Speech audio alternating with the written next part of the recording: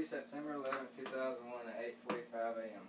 You remember what happened on this day at this time? I do. I was 4 years old at the time. I remember I didn't go to preschool this day. I remember I was sitting in my living room floor watching it on TV. I was too young to understand what was going on. All I knew was two planes crashed into two tall buildings in New York. Now that I'm older, I understand a lot more. I know that wasn't the only thing that happened on this day. Today I'm going to tell you about the actual events that happened on 9/11, the effects it had on the whole country, and the memorial that is there today. First, I'm going to tell you about the events leading up to 9/11. According to ABC News, on August 11, 2001, President George Bush was warned by the CIA that bin Laden was coming with an attack. At this time, all 19 hijackers were already in the U.S. On August 15, 2001, the counterterrorism chief, Cofer Black, told the Defense Department, "We are going to be struck soon. Many Americans are going to die, and it could be in the U.S."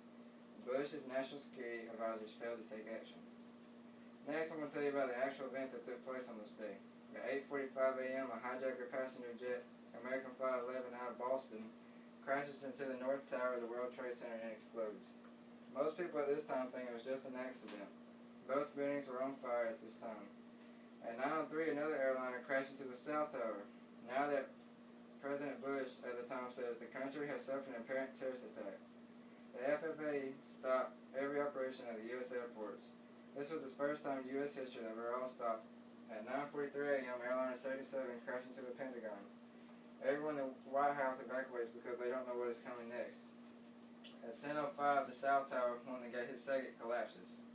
At 10:10, another hijacked airplane, Airliner 93, crashed into the Somerset County, Pennsylvania. The U.S. citizens figured out that the plane was hijacked, so they made phone calls to their loved ones and told them goodbyes. Then the citizens followed the hijackers, crashed the plane to a field. They sacrificed their lives for the Americans. At 10:28, the North Tower at the World Trade Center collapses. Next, I'm going to tell you about the effects this day caused. There were 200 to 2,100 people are critically injured just in New York. The NYCPD says that at least 78 police officers are missing and that as many as half of the firefighters on the scene was killed. That is horrific. Men and women doing their everyday job to protect the city got killed in the blink of an eye.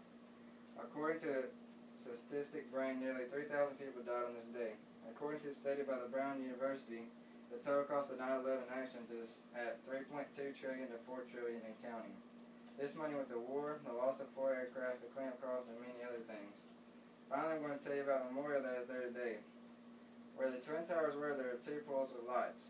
All 3,000 people that died on this day is inscribed in bronze on parapets surrounding the memorial pools. The museum that is also there covers 110,000 square feet of space. It cost $7 million to build. To get in the museum, you have to walk through a steel and glass pavilion that includes 2 massive pieces of steel that was part of the Twin Towers. In the museum, there is 23,000 images, 10,300 artifacts, and 500 hours of moving images. There's also 1,970 oral histories. In conclusion, today I've told you about the actual events of 9/11, the effects it had on the whole country, and the memorial that is there today. Before I sit down, I want to thank you for listening to my speech, and I hope you learned new information about what happened on September 11, 2001.